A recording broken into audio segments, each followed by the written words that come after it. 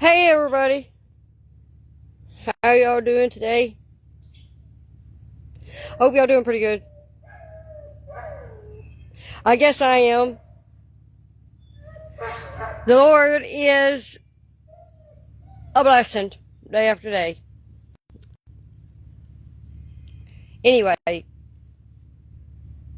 today I asked about my car because he told me this morning. The Lord told me in the morning, he said, you finish one mission, on to the next. And I want to do, plumbing I can't do my plumbing because it is a mess, this rain. It's a muddy mess. So I thought about it, and then the Lord said, just, figure out about the car. So, that's the next mission. So I was trying to call around, and everybody said they don't work on them. I said, well, what am I going to do? Lord's going to work it out.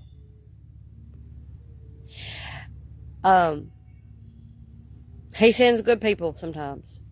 Sometimes the people he sends are the people you least expect that he's going to send.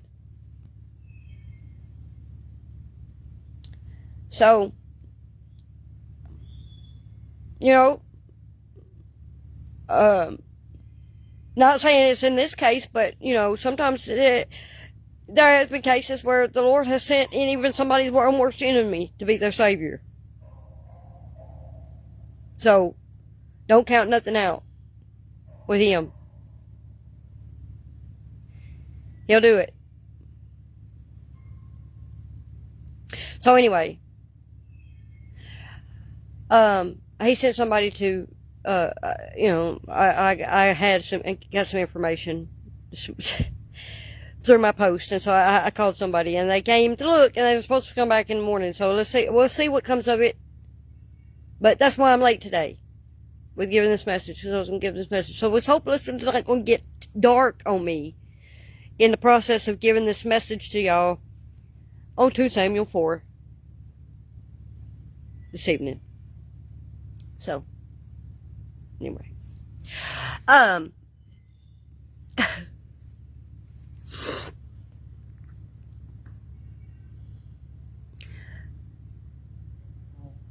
So, as y'all know, we was last chapter, we was in 2 Samuel 3. Let me take my glasses off. So, 2 Samuel 3.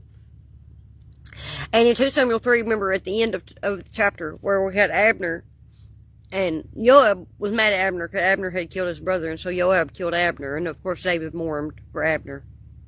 But I remember Abner had put Ishbosheth in as king. He had installed Ishbosheth, which was Saul's son, as king.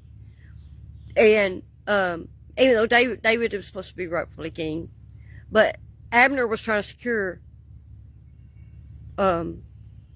his place. So this chapter is an extension of that, because it is, but it's not Abner. It's some other folks involved in the same thing. So the title of this message is Seeking Security and the Danger of a Shortcut, Stepping Back from Human Schemes. Because sometimes, man's best laid plans aren't best. And sometimes we do things that get us in trouble. And as I said before, when I was talking about my trip, so if I hadn't went with the Lord's plan, I had to try to insert my plan instead. If I had to try to do things my way instead of his way, things wouldn't work out so good. So, that's usually what happens. We usually get our own self in trouble because we try to panic and do things on our own. We don't want to follow what the Lord's plan. So,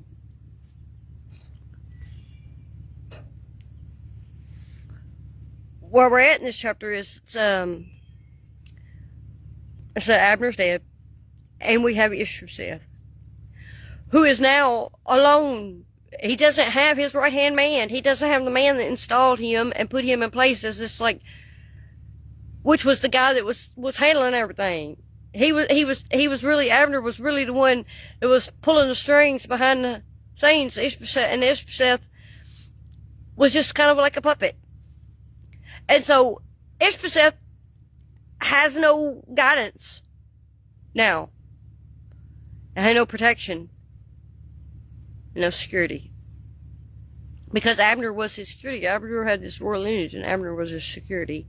Nobody was going to mess with Ishbosheth as long as Abner was around, but when Abner was gone. So this chapter is this look at how human security collapses. But David, his security didn't rest in human hands. David put his security in the Lord. And when you put your security in the Lord, things turn out differently. That ultimately, the Lord is sovereign, and He is what gives you your security. So, and David had this heart for the Lord, and he wasn't about to do anything that was to jeopardize his relationship with the Lord, or to deviate from the Lord's plan that He had for him. So,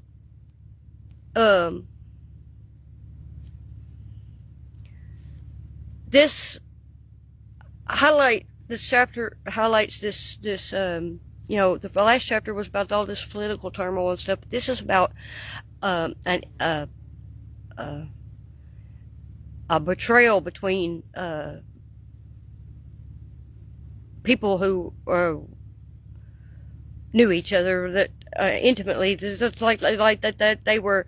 This was Ishbosheth had these captains that were very close to him, and these captains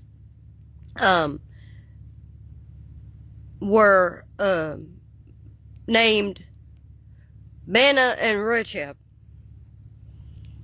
And what they decided to do is, they heard Ishbosheth heard about Abner's death, and it says that in the very first part of this, it says that when he first heard that Abner was dead, Saul's son, which is Ishbosheth, heard that Abner was dead, his hands were feeble, and all the Israelites were troubled. But it said another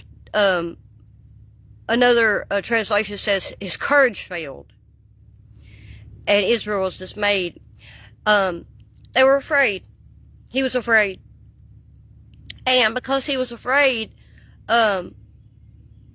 because as I said, Abner was the backbone, and Abner was the support, and now everything was up in the air. Everything was like a house of cards.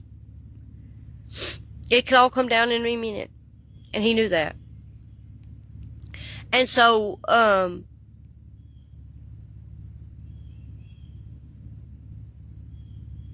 then it goes to it randomly introduces this little detail about Mephibosheth, which is Jonathan's son, because it's setting this up as to show what's going to happen. This happens in it tells the story of what happened with Mephibosheth, how he became lame and crippled, and this is something that is the act that David does toward Mephibosheth, which is Jonathan's son, that shows how David's heart was, but also that illuminates this covenant love that he had with Jonathan, which he told Jonathan that he would be with him and his seed forever. So he does this act for his son in chapter 9. But this little detail is hidden in this chapter that starts so that it's later told in chapter 9. But after that, it skips from that. It goes into telling about these two brothers that served as captains for Ishbosheth and his army, and Baanah and Rechab. And what they decide to do is take matters into their own hand to try to secure their own place. They did the same thing Abner did. When he installed Ishbosheth, he was trying to secure his own place. And they wind up doing something that is actually, somebody else did too in the beginning of this, of 2 Samuel, that they ended up very badly. So,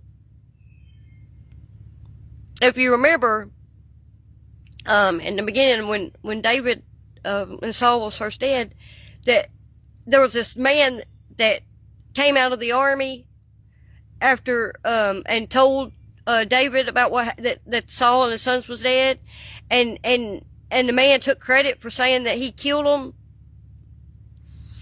And what did David do? David turns around and he kills this man. This was the man that came out of Ziklag, and he killed the man for killing Saul, because he said he raised his hand against the Lord's anointed. But the man didn't kill Saul, but the man lied.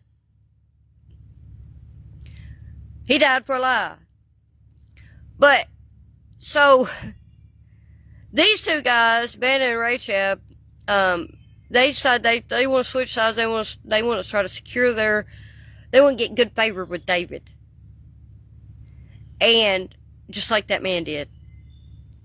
And, they betray Ishbosheth by sneaking into his house. So Ishbosheth's in his house in the heat of the day, it says. And he's asleep in his bed.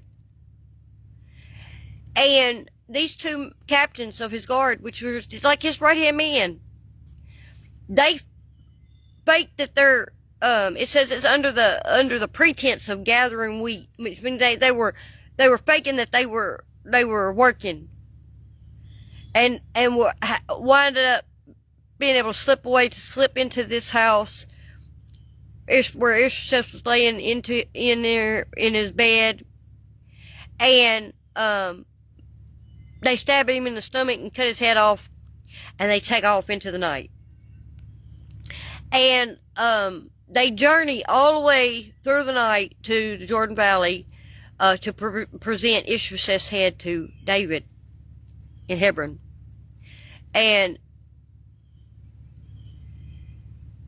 they do this as they want to look like heroes, as that they are these agents of divine vengeance, that we did this for God. Look what we did for God. We did this for you, David, and we did this for God. This is God's vengeance upon this man that tried to take your place and take your throne. We were agents of divine justice. Here's Ishbosheth's head. That's what they say in verse 8. Here's Ishbosheth's head. The Lord has avenged my Lord the king this day. And, their assumption is that David is going to be like, oh, thank the Lord and thank you for being, for doing this and taking this man down, and reward them for what they have done. That he's going to be so delighted with them that he's going to reward on them. And that they'll probably get some, high ranking positions in his maybe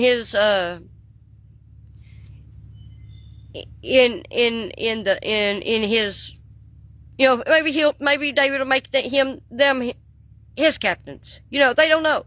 That's what they're hoping. They're hoping. They're looking for security. That's what they're trying to do. They took these matters into their own hands to go and take down Ishbosheth so that they could. They were trying to secure a place for themselves. And they were doing it under the guise of they were doing something for the Lord and they were doing something for the king. But of course, David, as I said, that man that lied and said he killed Saul and come out there he was trying to do the same thing. He thought that he was going to be applauded and upheld for doing this for David. That came out of the army at Ziklag. David didn't take too kindly to that, because He understood their intent, their character. He knew what they were doing it for. It was on their own selfish ambitions. It was their own selfish wants. It was their own selfish desires. It was their own need for their own security, taking things in their own hands, their own schemes. And David didn't like that. So David tells them,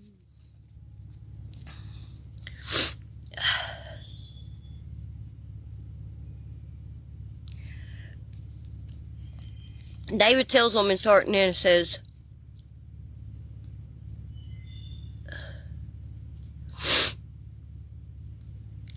that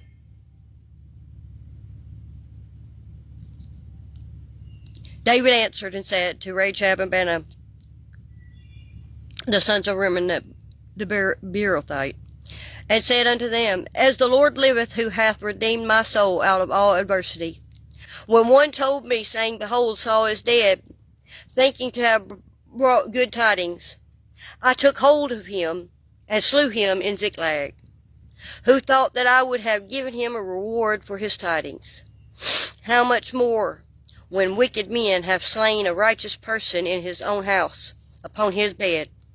Shall I not therefore now require his blood of your hand, and take you away from the earth? And David commanded his young men, and they slew them, and they cut off their hands and their feet, and hanged them over the pool in Hebron. But they took the head of Ishbosheth and buried it in the sepulchre of Abner in Hebron. So, David said, y'all are deceitful. Y'all are wicked. Y'all went and slew this man while he slept in his bed for nothing but you, so that you could get some kind of reward. And, you know, then you've come to me thinking that I'm gonna to give you this reward for what you've done, and trying to act like you did it for something good when you did it for yourself. So they paid for it, and he took that, and so Abner and Ishbosheth's head. Abner did the same thing, and Abner dead, and Ishbosheth tried to thwart God's plan, and he went wrong with Abner's plan to try to take the throne that he knew wasn't rightfully his, and he's dead. And all these men that kept trying to take things in their own hand and secure their own places, all these schemers, they're all dead too.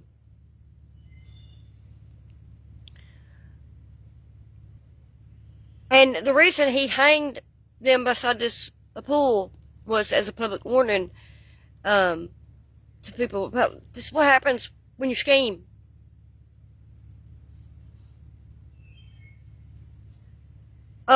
Because ultimately the devil is a schemer.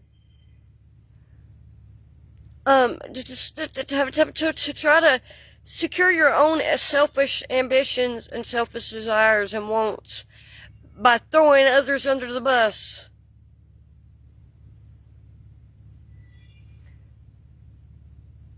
A scheme of the devil. So the key themes in this chapter are one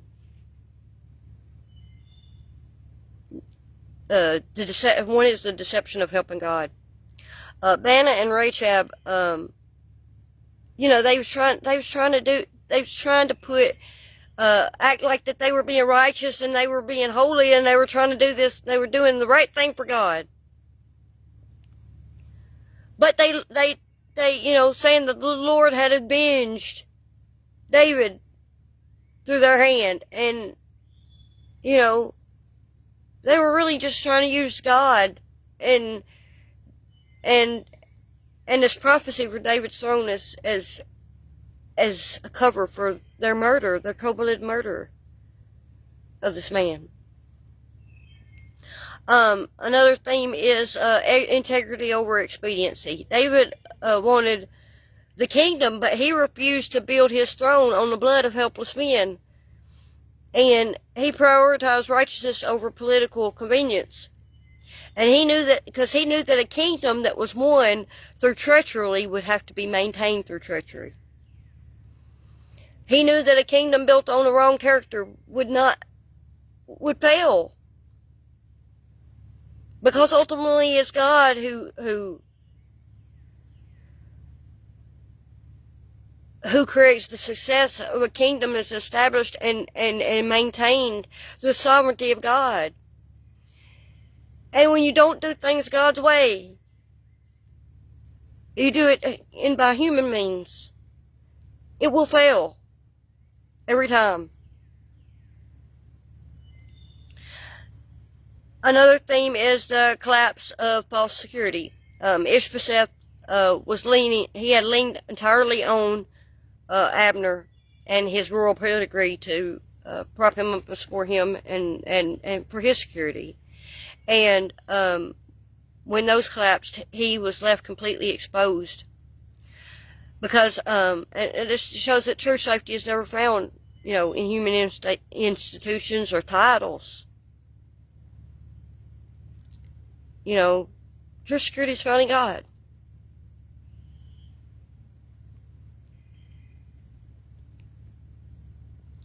And this connects to the biblical narrative in that chapter marks the absolute end of the Civil War.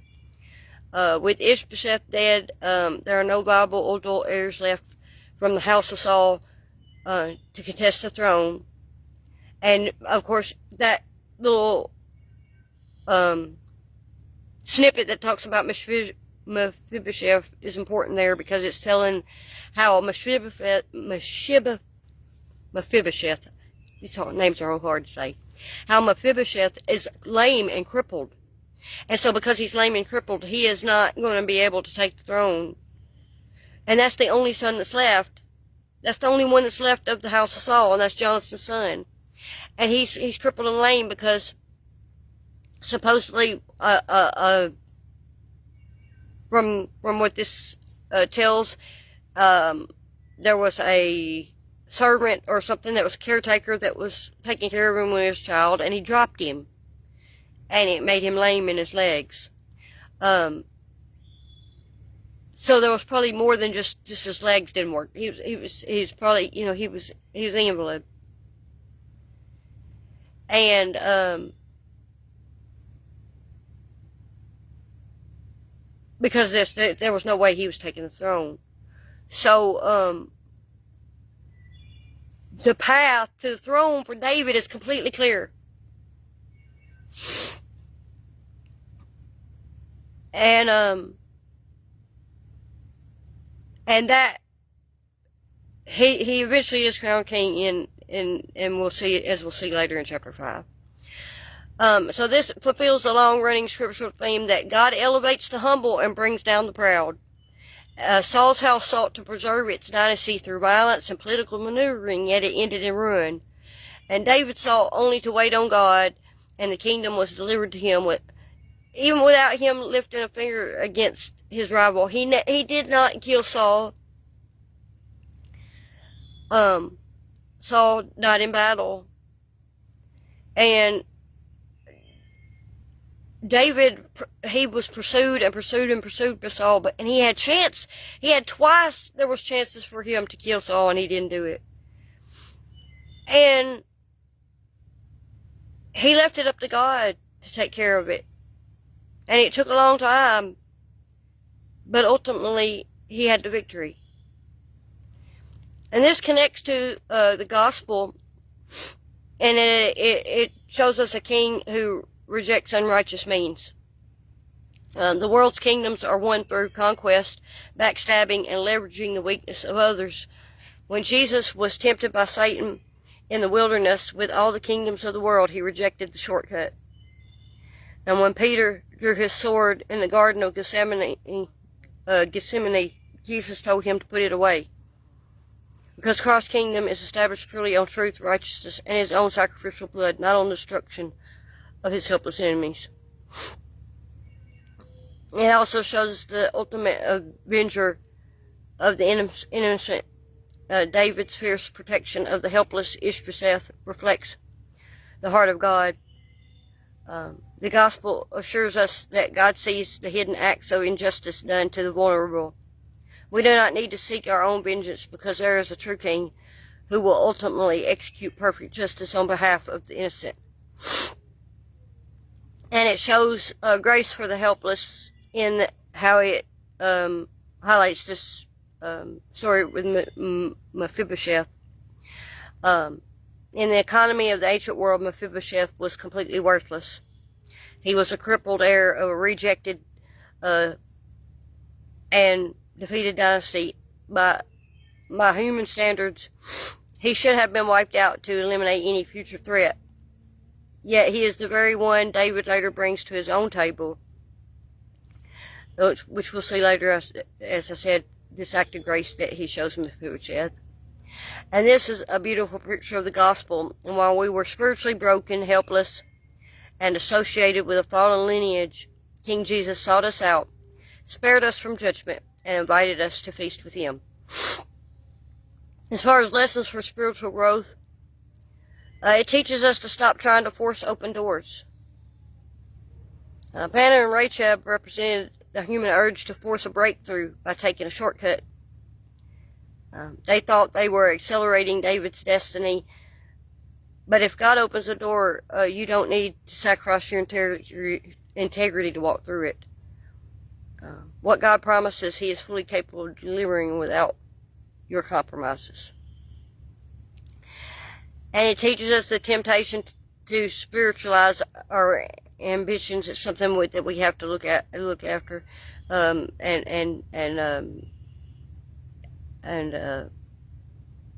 reject that temptation. The assassins claimed God was working through their violence, but it is dangerously easy to convince ourselves that our selfish ambitions or angry outbursts are God's will. True spiritual maturity, though, means aligning our methods with God's character, not just our desires and goals. And it teaches us to rest when we are vulnerable, or teaches about resting when we are vulnerable. Ishbosheth was caught sleeping during the heat of the day because he felt insecure and exhausted. His courage failed, it said, and so he went to lay down and go sleep. But in contrast, David frequently wrote about sleeping peacefully because the Lord sustained him, as in Psalm 4:8.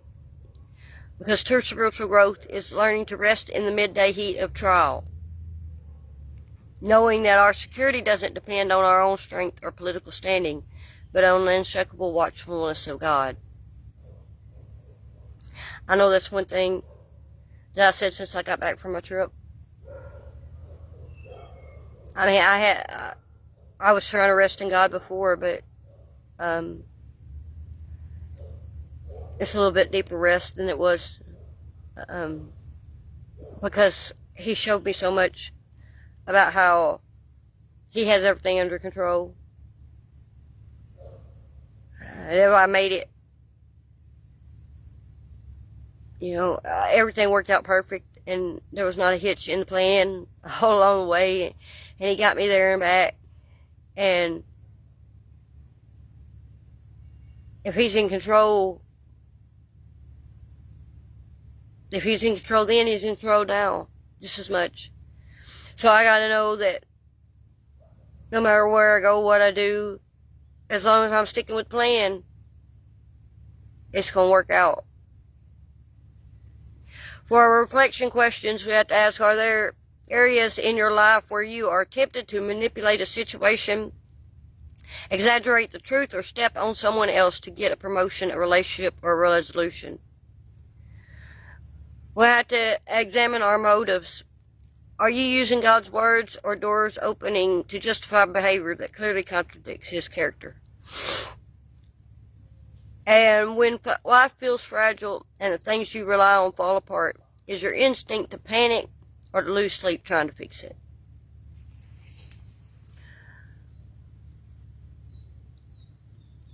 I know that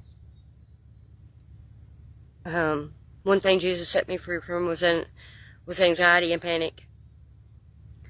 I talked about this because on my trip, I was put in that hotel room with two girls that had the same exact issue that Jesus had set them free from. And for a long time, it was a scheme of the devil that this panic would just come over me about certain things. Worst case scenario thoughts pop in your mind just out of the blue. And the devil uses that to his advantage, and it's a distraction.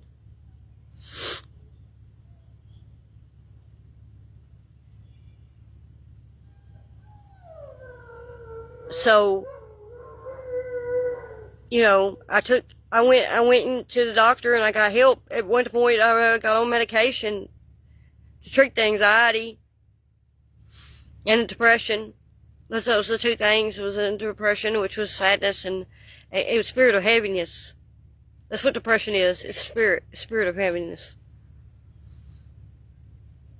And then anxiety is spirit of panic. Fear. They're both spirits.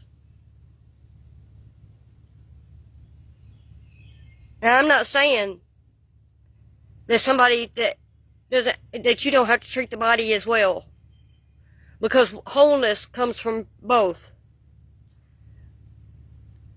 When you're in spiritual turmoil and and your body has become dysfunctional, you have to treat both. You have to treat the spirit and the body, the mind,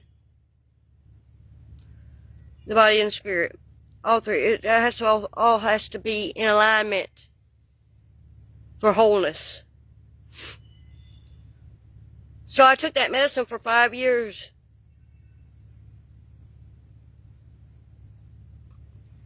And I told the Lord, I said, Lord, am I going to have to take this medicine forever?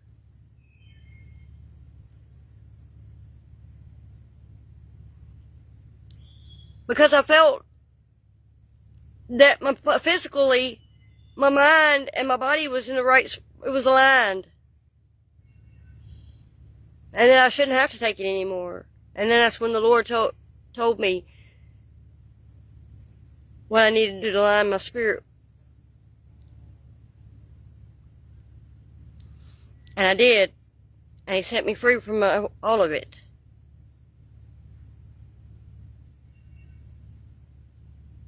It's all about a balance.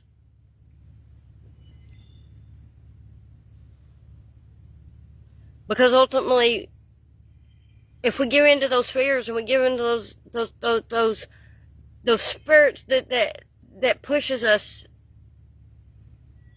everything that happens in the spiritual realm affects the physical. It's not the other way around. It all happens in the spiritual realm first. So you can treat the physical, but if you don't take care of the spiritual part of it, you're putting the cart before the horse.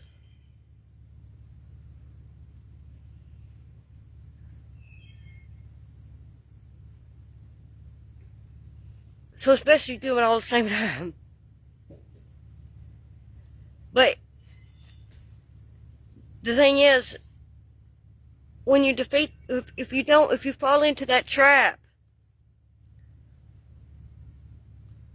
you wind up deviating from the Lord's plan. You wind up messing up the plan. And you wind up in trouble. Just like Ben and Rechab. Just like Abner. And just like that man came out of the army at Ziklag. You don't want to be like them. You want to be like David. You want to stick with the plan. You want to wait on the Lord no matter how long it takes.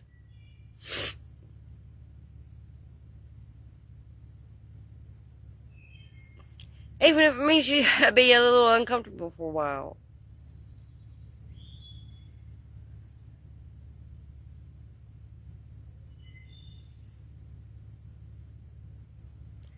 Even if it means that, you know, You gotta know that where your security lies. David was secure in the Lord. He didn't try to fight for security because he knew where his security was.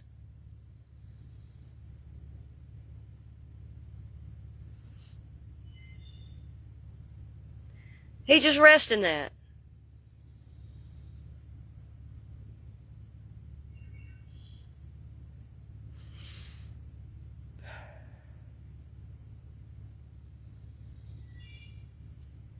Anyway.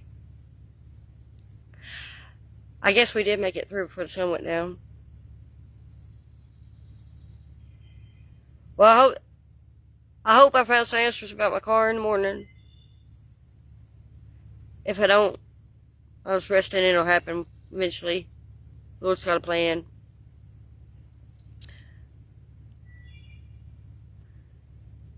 Just gotta walk with it. I love y'all. I'll see you next time.